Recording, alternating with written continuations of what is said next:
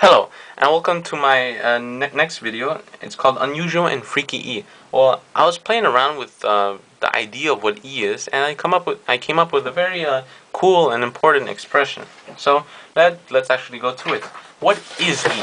Well, E is a very important constant in the field of mathematics. Most of us know that E is approximately 2.718. E is also found in the natural log. It's found everywhere. Let's see. E is also an infinite compound interest. Limit as x approaches infinity of x plus, actually, yeah, no, 1 over x to the x. My bad. And that is pretty much E as x approaches infinity. It's found everywhere. Euler's favorite formula expresses E with trigonometry, which is amazing. But we're not there today. I was playing around with E and I came up with a very important formula. And how did I do this? I'll show you. Well, it all starts with getting the common denominator in the inside. That's x over x plus 1 over x, which simplifies to x plus 1 divided by x. Of course, to the x power. Now, let's actually split numerator and denominator. That's x plus 1 to the x power, x to the x power. Alright, well, we're going to have to do a little bit more modification. I'll write it on a separate piece of paper, because it will get a little bit tough, and we're going to have to grind. So I'm going to write what I simplified. X approaches infinity. We were at x plus 1 to the x power divided by x to the x power. We were right there. Okay, now you might be asking me, well, you pretty much did nothing. Well, before I start, I must give a very important piece of information that this is E. But when we had our initial problem right here, 1 plus 1 over x, whatever this 1 is, for example, that will give us E. If I substitute this with the variable r, this will give us e to the r. If it was, let's say, 4, this will give us e to the 4. So that's very important before I start manipulation. I almost forgot that. So in this case, let's actually replace this one with a variable. So x to the infinity. Let's have x plus 1 to x plus what should I pick? I'm gonna pick p to the x over x to the x equals e to the p. Alright? So let's actually expand the top. So you see a power, you see an expression and then to a power. What should be coming to your mind right now is a binomial theorem. Well, you might be thinking, oh, that's excruciating and very annoying. Well, we'll see it comes up with a very nice answer. So this starts with x choose r. Remember, binomial theorem. It starts actually with a sigma, but I'm actually we're gonna write it this way. I'll show you why. And then it's going to be x to the x minus r, and of course p to the r. Okay. Now remember, there's going to be an infinite amount of these terms, and added up all together equals this thing right here. So let's actually do this step by step. We're going to plug in r equals 0, r equals 1, 2, and 3, and 4, and we're going to see what happens. Remember, this divided by x to the x, all of this divided by x to the x. Okay, let's actually start expanding it. We're not going to expand it completely because obviously it's infinite. We don't have that much time. And let's actually start. So we're going to start with r equals 0. Remember, the choose function can be simplified to x factorial over r factorial x minus r factorial. Okay? So here plug in r equals 0, and we're going to be left with just 1. Okay, so then going to the second portion, right here r is going to be 0, so that's x minus 0, and that's p to the 0, of course, divided by x to the x power. And then this just simplifies to x to the x, p to the 0 is just 1, divided by x to the x. Okay, they're like, okay, cool. Now let's go for r equals 1. When r equals 1, we're just going to have to plug it into this formula. That's just x factorial. And that's r factorial is just 1. And then right here we're going to have x minus 1 factorial. Now, remember, this factorial is just x times x minus 1 times the previous number, integer, so on and so forth. And the denominator is the same idea. It just starts from a different point. But if you look closely, everything after the x cancels out. So here you're just left with x. Okay, so that's just for the choose portion, and then right here when you plug in r equals 1, that's just x minus 1. So that's plus x, what we obtained right here, times x to the x minus 1, plugged in r equals 1, times p equals 1, divided by x to the x. Okay, you might be thinking, okay, you see no x, I see nothing here, it's just getting more complicated. Well, it is, but you'll see. We're just going to expand it 2 more terms, and you'll see where the magic is. So, for the third term, r equals 2, you're going to have x factorial, r factorial, actually 2 factorial, remember r equals 2, x minus 2 factorial. Now remember, the top, same idea, starts from x, then times x minus 1, times x minus 2, and x minus 3, and so on and so forth. Bottom starts from x minus 2, and it has the same idea, x minus 3. You see how the integer goes down? That's just a factorial. Here you're left with x times x minus 1. Okay, getting interesting. You see a pattern already with the factorials. That's x to the x minus 1. Okay, now remember, for the binomial theorem, we're gonna have to plug in right here actually r equals 2 now. So that's the first part, x minus 1, 2 factorial. Here r equals 2, so that's going to be x to the x minus 2 p squared. Okay, that's the third part, and we're gonna try one more. What happens when r equals 3? Now remember, all of it divided by x to the x. Remember right here. Okay, so r equals 3. It's just we're gonna mind the choose function, which is just right here.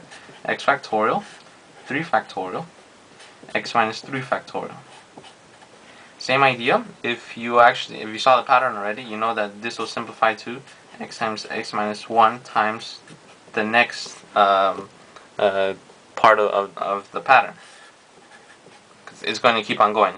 The next term is going to be all the way to x minus 3, but this is all we need to check out the pattern. So that's the first part, and remember, we're going to have to take this into account, x to the x minus 3 in this case, x to the x minus 3, and p to the 3. And remember, all of it divided by x to the x power, which came from the original definition of e. Okay, so we have these parts, and for now they look like they just look like a mess.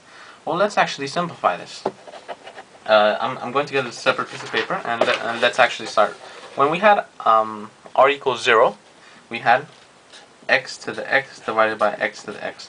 The only simplification that we can do right now is just divide it out. We get 1. Okay. How about for the second term? The second term was stated as this: x to the x minus 1, p to the 1, x divided by x. Now, the important thing I want you to see here is right here, x to the x minus 1, because this is a power right here, and this is also a power, and they have the same basis. So what happens when you're dividing two powers and they have the same base? Well, their powers subtract. So that's the same thing as saying x to the x minus 1 minus the power. In this case it was x. Oh, we're getting somewhere. Do you see that x is going to cancel out? P to the 1, and here we had x. Okay, so right here the x is going to cancel out, and you're left with what? X to the negative 1 power times x times p to the first power. Oh, what happens again? This x and then times x to the negative 1, that also cancels out. You're left with p to the 1. Right here, p to the 1 power. Okay, perhaps you don't see it yet. Well, let's actually do the other terms we expanded. Remember, here we had when we expanded r equals 2. We're just going to simplify it the same way we did before. Here we look at that they have the same base and they have different powers. They're being divided. We're going to subtract their powers. So that's x to the x minus 2 minus x. You see how that x is going to cancel out? You're left with x to the negative second power. That means, okay, if you simplify that, that's going to go on the bottom. Okay? And then we're just going to write that here. Plus, okay, we have now x to the x minus 1, x squared, and 2 factorial. Of course, the p was squared. Okay, but remember, the x can be cancelled out right here. and you're left with x minus 1 p squared divided by x and 2 factorial. Okay? And now for the third term, I promise we're almost done. So for the third term right here, we have the following expression. Same idea right here. This is going to cancel to x to the negative third power. We're going to put it right here in the bottom, x to the third. And here we have an x. This will cancel out, and this will turn into a squared. Okay? So we're going to write this right now. So we're left with x minus 1, x minus 2, p cubed divided by 3 factorial x squared. Okay. You're like, okay, you found some cool patterns, but nothing significant. But actually, I think you forgot about the limit. Remember, the limit. As x approaches infinity, we need that, or otherwise we're not going to have an e. Okay, now this changes everything. Why? Because, let's look at this. Let's concentrate on where we see x's. Here, on the third term, we have x minus 1 divided by x. Let's actually simplify and divide by the denominator. You're left with x divided by x is 1 minus 1 over x. Okay? Now, when you apply the limit to this part, x to the infinity, that will just cancel out because it's insignificant to 0. So this x minus 1 divided by x, that mess, just simplifies to 1. You're left with 1. So the third term, I'm going to write the other terms, just simplifies to p squared divided by 2 factorial. Okay? And coincidentally, it actually happens to the next term, which is very, very amazing. Let's expand the numerator. X squared minus 2x minus x plus 2. You're left with x squared minus 3x plus 2. And then times p to the third, 3 factorial, divided by x squared. Now let's actually simplify. Divide out that denominator. You're left with x squared divided by x squared, 1. That's the important part. And as you'll see, every time there's something in the denominator, it becomes insignificant because x is going to approach infinity. 0, that approaches 0. So this x mess right here is just 1. So you're left with what? P to the third to the 3 cubed. And this pattern actually continues. So it's just this.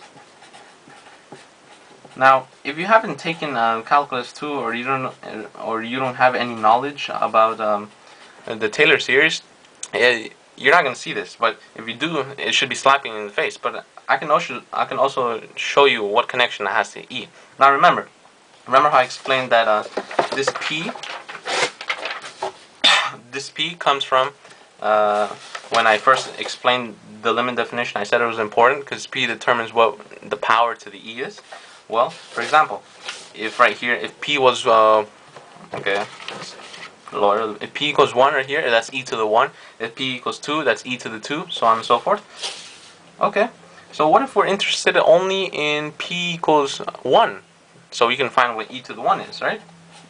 Well, where we see P, it's just to the first power. That's just 1 plus 1 plus 1 over 2 factorial plus 1 over 3 factorial plus 1 over 4 factorial. Okay, let's actually put this in our calculator and see what we get. So here I get 1 plus 1, that's 2, plus I have 2 factorial to the negative 1 power. Okay, 2.5. Let's see what happens as I plug in the other terms. 3 factorial, remember the denominator. Okay, 2.66. Let's go to the next one, plus it was 4 factorial to the negative 1 power. 2.708. You see how it's getting closer and closer to E? Let's try one more to have fun, because we know that our pattern is going to predict this. 2.7166. And you see, it actually, as this pattern continues, the infinite pattern, that is equal to E. And if you've taken Calculus 2, you actually know that this is actually similar to what the Taylor series expansion of E is, just without the variable. Do you see how important this is? It's just 1, and actually the variable is right here, P. So this is another way of writing E. Okay, and if you're just looking at this video and you have no knowledge whatsoever about Calculus 2, don't worry. I made using this expression a similar, an even more impacting or significant treat for you guys. So let's go to this expression we had: 1 plus p to the first p squared. Okay, most of you know that the derivative of e to the x is just e to the x. But trying to prove that is, okay, useful, annoying, and perhaps you have never seen it before. Let's actually do this. So here we have 1 plus p to the first. I'm just writing what we had, remember? Because all the way to infinity, this will equal p. E, my bad. If we keep on to the infinity, that equals e, right? E to the p, of course, of what p is. Okay, let's actually take the derivative. So we're going to take the derivative, dp of e to the p. So if we take the derivative of this side, which we don't know, we're going to have to take the derivative of this side. Now you're like, oh, it's an infinite expansion. How are we going to do that? Easy and simple. We'll see, because these are just simple powers. We're going to use the power rule. So 1, the derivative of 1 is just 0. So we're going to write 0. What's the derivative of p to the 1? Okay, that is just 1. What's the derivative of 2p over 2 factorial? That's just 1. We drop the power, subtract 2 minus 1, divided by 2. Okay, good. Of course, 2 factorial. And here we do the same thing. 3p squared, we're taking the derivative of this, with respect to p, of course, divided by 3 factorial, plus p to the third. Remember, we dropped the 4 factorial, and so on and so forth. And you're like, oh, okay. Well, let's actually simplify things together. When you actually see the factorial, the last term always cancels out. For example, right here, we have 3 times 2 times 1, because that's what 3 factorial is. The 3 will cancel out. And here, when we have 4, that's 4 times 3 times 2 times 1. The last term will always cancel out. But you still have a factorial. It's just 1 less factorial. For example, here we had 2 factorial. This is just 1 factorial now. So it's just p over 1 factorial plus 1. Here we have 2 times 1. It's just 2 factorial. We had 3 factorial, now it's 2 factorial in the bottom. P was squared, right here. Okay? And here we had 4 factorial, but now it's 3 times 2 times 1, which is just 3 factorial. And the pattern continues. You see how now we have essentially the same thing. Here we had 1 plus p to the first, plus p to the second, plus p to the third divided by 3 factorial, and so on and so forth. What do we have here? We just took the derivative, and this continues. We get the same thing. This was originally equal to e to the p. So now we get that e to the p is equal to the derivative of e to the p. In other words, in layman terms, e to the x, the derivative, it's just e to the x. Did you see how using this expansion actually gave you the derivative? It actually gave you the same expression for the Taylor series, and using no calculus whatsoever, we got both of these results.